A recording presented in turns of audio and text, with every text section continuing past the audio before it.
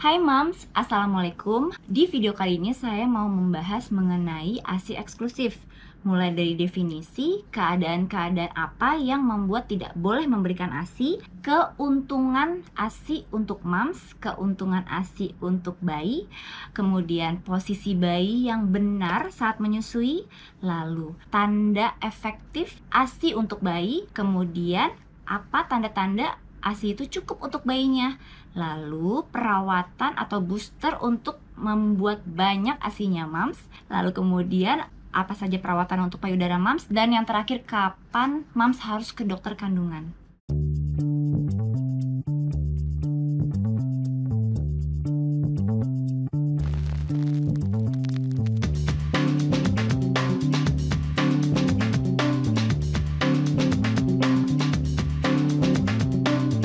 Hai, saya Dr. Vita Mauli. Kali ini saya mau membahas mengenai ASI eksklusif nih Moms. ASI eksklusif pengertiannya atau definisinya adalah air susu ibu yang diberikan secara full mulai dari 30 menit setelah lahiran sampai 6 bulan setelah lahiran tanpa adanya makanan pendamping lain. Walaupun cuma air putih loh Moms, walaupun cuma 1 atau 2 kali. Jadi eksklusif berarti hanya ASI saja.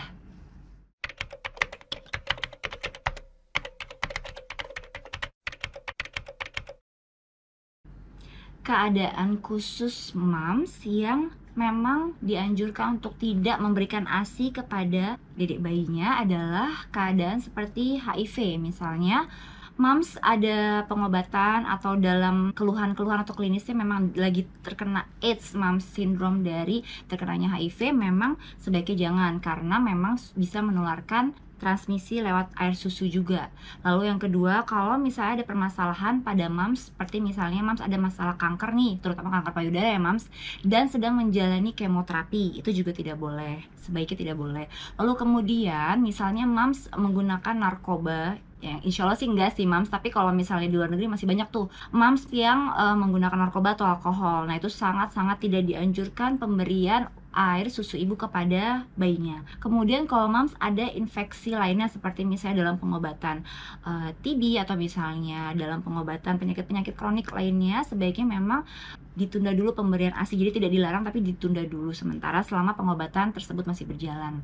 Dan kalau pada bayinya, pada bayi-bayi yang memiliki permasalahan galaktosemia atau memang pencernaannya bayinya tuh sulit untuk mencerna galaktosa, sehingga memang sebaiknya tidak diberikan langsung ASI, jadi harus dikomunikasikan atau dikonsultasikan kepada dokter anak juga terlebih dahulu ya Moms ya.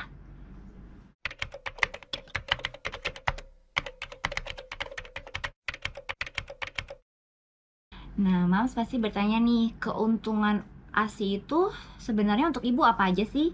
Yang pertama, pada saat bayi lahir, biasanya kan kita ada proses mengeluarkan plasenta tuh Moms. Pengeluaran plasenta tersebut apabila Moms sambil menyusu dini atau inisiasi menyusu dini untuk bayi Moms, biasanya itu akan merangsang oksitosin. Nah, oksitosin itu dia akan membuat kontraksi rahim Moms menjadi lebih baik sehingga mencegah untuk perdarahan pasca salin atau perdarahan pasca lahiran. Lalu yang kedua, dengan Moms menyusui, Moms akan banyak keluar hormon-hormon yang membuat Moms menjadi rileks. Jadi nggak jarang tuh ibu-ibu yang pas lagi menyusui terus akhirnya berakhir dengan tertidur pulas karena memang bikin rileks tuh hormon-hormon yang keluar pada saat Moms menyusui dedek bayi. Lalu yang ketiga, saat Moms menyusui dedek bayi kan ada fase dimana kulit bayi menempel dengan kulit Moms, itu membuat semakin dekat atau semakin ada keterikatan antara Moms dengan dedek bayinya.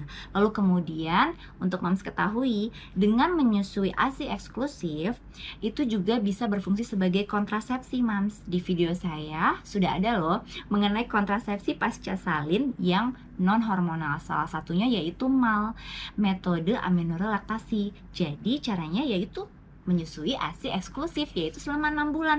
Kalau memang dikerjakannya benar, on demand setiap saat, jadi tidak menunggu bayinya nangis, jadi benar-benar tidak menunggu juga per 2 jam. Jadi ada tuh yang bilang, apakah harus per 2 jam dokter? Enggak juga ya Moms, kapanpun. Jadi Moms merasa payudara Moms terisi, sudah mulai kencang, susui. Dan jangan dominan di sebelah kiri saja atau sebelah kanan saja. Dua-duanya selang-seling supaya produksinya merata. Dan setiap kali habis, kalau mams langsung menyusui, setiap kali habis itu langsung otak kita akan langsung memerintahkan atau mengirimkan hormon-hormon atau sinyal-sinyal untuk akhirnya payudara kita terisi ASI kembali.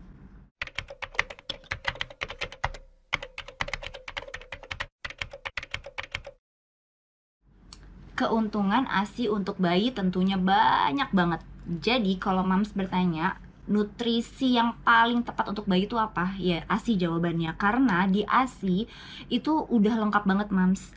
Mulai dari bayi lahir, itu kan tadi saya bilang 30 menit ya mams. Setelah lahiran itu bisa diberikan yang namanya kolostrum. Atau biasanya ASInya tuh masih kental tuh mams. Nggak langsung encer atau putih, biasanya agak kekuningan.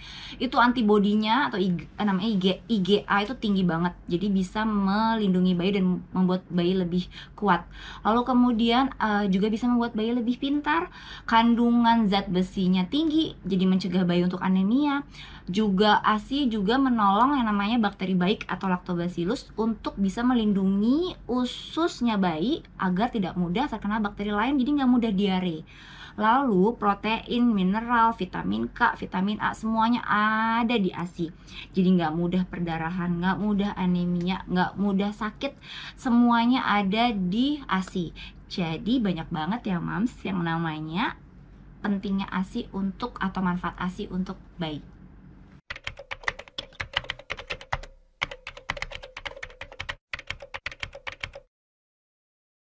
Posisi bayi yang benar saat sedang disusui itu mams harus tahu ya mams, karena ini kadang-kadang kalau untuk mams yang baru lahiran anak pertama masih suka bingung-bingung. Jadi yang paling penting adalah harus nyaman untuk bayinya, karena kalau misalnya bayinya nggak nyaman nanti jadi pengen buru-buru atau misalnya jadi gelisah. Mams merasanya kayak udah kenyang tuh bayinya nggak mau nyusuin lagi, padahal sebenarnya bayinya masih pengen nyusu tapi karena nggak nyaman jadi berhenti atau nangis gitu.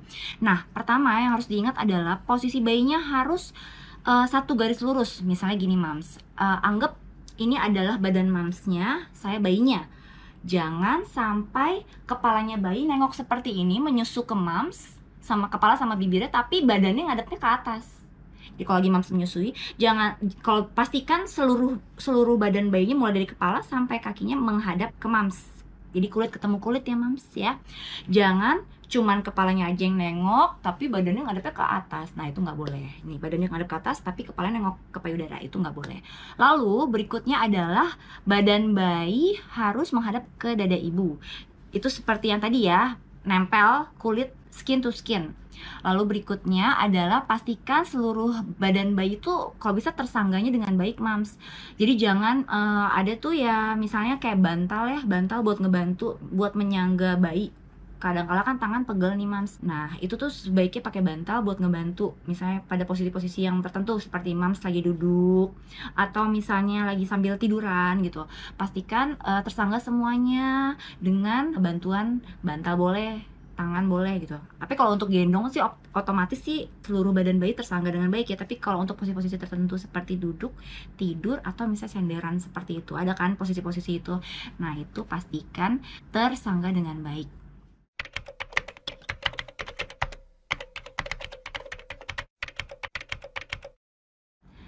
Tanda bayi melekat dengan baik pada saat disusui. Yang pertama, dagu bayi nempel di payudara mams. Yang kedua, mulut bayi membuka lebar. Yang ketiga, saat posisi bayi membuka lebar mulutnya, pastikan lidah bayi menjulur, jadi menandakan memang dia menyambut payudara mams. Yang keempat, pastikan payudara mams itu areolanya masuk semua ke mulut bayinya ya mams. Dan baru dikatakan efektif kalau saat menyusui itu mams bisa mendengar suara gluk-gluk seperti menelan air. Nah itu kalau misalnya memang bayinya menghisap dengan benar, dia akan ada suara seperti itu. Atau mams bisa perhatikan nanti pada saat menelan, oke, oh ya artinya benar menyusu. Kadang-kadang seperti ngempeng kan bayi. Nah itu jangan, pastikan ada suara glek atau ada pergerakan. Lalu kemudian Biasanya bayi menyusui itu dia menariknya tuh dengan mendalam dan teratur. Jadi nggak seperti nyem nyem nyem nyem gitu, nggak, tapi lebih ke teratur, lebih dalam dan teratur. Kerasa kok mams, pada saat mams menyusui, pada saat ASI mams terhisap oleh bayinya, dia akan kerasa banget di payudara mams. Jadi seperti ada aliran. Nah, itu adalah efektif.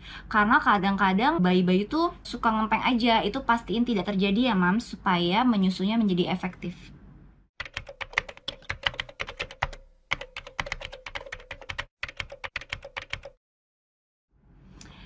Tanda bayi mendapatkan ASI yang cukup, yang pertama mams harus tahu bahwasanya setiap kali bayi menangis, pada saat dicek ternyata pampersnya basah, nah itu artinya bayinya kan habis buang air kecil. Pastikan 6 kali ya mams, paling tidak dalam 24 jam. Jadi kalau memang dede bayinya kencingnya kurang dari 6 kali, atau misalnya cuma 2 atau 3 kali dan rewel banget, artinya mungkin saja memang ASINya kurang atau memang menyusunya tidak efektif. Lalu yang kedua, bayinya tenang setelah menyusui. Kalau bayinya tenang saat menyusui, itu artinya bayi merasa kenyang. Tapi kalau setelah menyusui, mams sudah merasa nih kayaknya posisinya udah bener, terus seperti kayak nelen, terus ada teratur dalam, kerasa juga air ASINya mengalir, tapi kok gelisah banget ya, rewel, artinya masih lapar mams. Tapi kalau misalnya tenang, kalau misalnya kenyang, dia akan lepas sendiri. Jadi jangan kita batasi. Kalau payudara mams habis sebelah kiri, langsung pindah ke sebelah kanan. Kembali lagi, jangan terbiasa menghabiskan atau memberikan ASI ke dedek bayi di payudara yang sama terus-menerus, karena semakin sering menyusui, semakin sering kosong akan semakin cepat terisi. Jadi produksi ASINya akan terus ya mams ya. Lalu berikutnya, buang air besar bayinya, tampak warnanya kekuningan. Jadi kadang-kadang seperti agak berbiji. Jadi itu memang maksudnya ASINya cukup untuk bayinya, itu efektif buat bayinya. Lalu kemudian berikutnya lagi adalah tambah berat badan bayinya. Sebenarnya sih itu ketahuannya nanti pada saat mams kontrol ya ke dokter anak. Biasanya memang kalau habis lahiran itu nggak langsung naik berat badannya. Kadang sering banget tuh bayi-bayi malah turun dulu awal-awal habis lahiran. Tapi setelah itu nanti setelah ASI eksklusif, terus udah itu kontrol seminggu setelahnya, nanti akan kelihatan banget kok berat badannya nambah. Dan yang terakhir, mams harus tahu kalau ASI mams itu efektif diberikan kepada bayi kalau payudara mams itu kosong setelah menyusui. Artinya memang habis ke dede bayinya.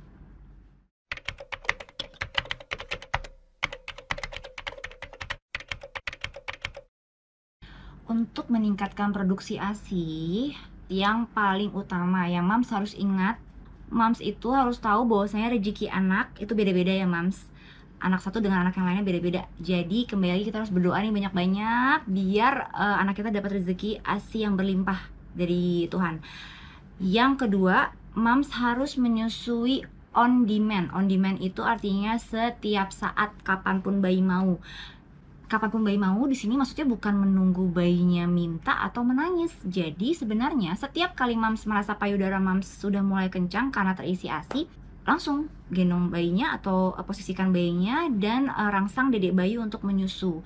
Itu otomatis dia akan menyusu kalau memang mau, lalu kemudian akan habis dan akan terisi kembali. Karena prosesnya memang seperti itu, saat payudara habis, otak kita akan mendapatkan sinyal-sinyal untuk kemudian pengisian ASI kembali di payudaranya. Jadi semakin sering dihabiskan, semakin banyak produksinya. Lalu yang berikutnya, mams harus relax. Pada prinsipnya dengan memberikan ASI itu memang menimbulkan rileks sih di tubuh si mamsnya. Tapi kalau mamsnya sendiri bawaannya kayak merasa kurang terus, atau misalnya kita sebut kayak baby blues syndrome ya mamanya, kayak kok kayaknya bayinya begini ya, kok kayak bayinya rewel dan sebagainya, nanti mams yang ada karena faktor stres tersebut jadi akhirnya produksi ASINya juga berkurang. Itu jangan banget ya mams.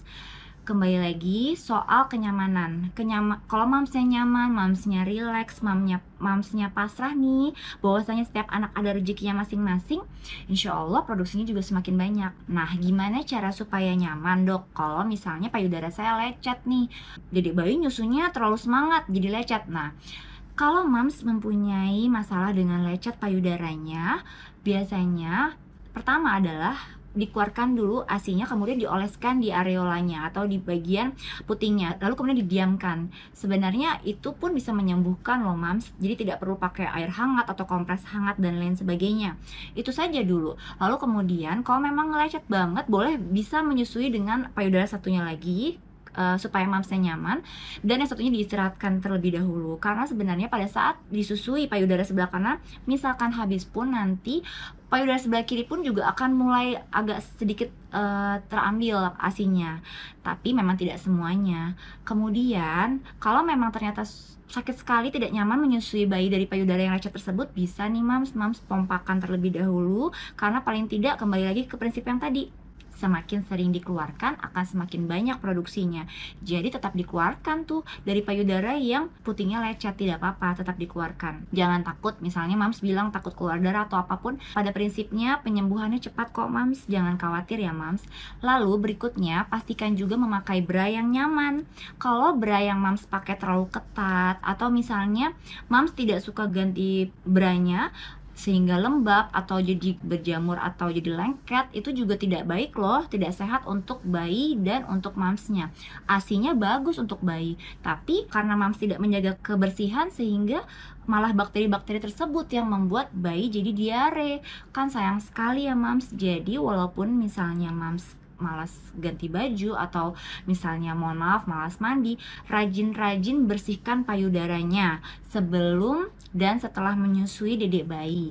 Kemudian susuilah dedek bayi di tempat yang tenang dan nyaman, jangan di tempat umum. Atau kalau memang sekarang nih mams lagi bersama keluarga, pastikan di ruangan di kamar sendiri dan tidak ada orang lain, sehingga sunyi dan senyap, sehingga bayinya nyaman dan mamsnya juga nyaman deh tidur sebelah bayinya setelah menyusui karena rileks banget. Insya Allah deh mams, tanpa bantuan suplemen-suplemen tambahan atau tanpa bantuan massage atau misalnya yang lainnya, insya Allah banyak tuh keluar ASINya. Jangan lupa kalau yang namanya menyusui, mams harus tetap makan yang banyak. Tidak ada pantangan loh mams untuk pasien-pasien yang baru melahirkan, tidak ada pantangan, semua boleh dimakan. Kalau memang bisa minum air putih yang banyak atau disiapkan di samping mams, botol yang besar-besar itu juga sangat membantu, karena semakin sering mams minum, semakin banyak juga cairan ASI yang keluar untuk dedek bayi. Kan seneng banget ya mams kalau kita bisa ngasih ASI yang banyak ke dedek bayinya gitu mams.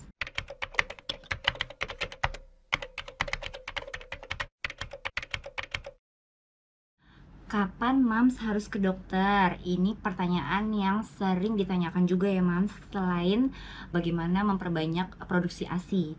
Nah mams, kalau mams mengeluhkan payudara lecet yang tadi saya jelaskan ya, misalnya pakai ASI juga nggak cepet sembuh, terus apalagi payudaranya bengkak, nah itu biasanya kita coba edukasi dulu pasien untuk kalau bisa tetap dikompres dan dikeluarkan ASINya dengan cara dipompa.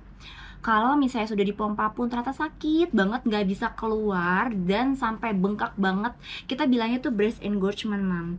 Jadi memang karena tidak bisa dikeluarkannya ASI sehingga membuat payudara mams bengkak dan kadang kemerahan, bahkan ada beberapa pasien kami yang sampai demam.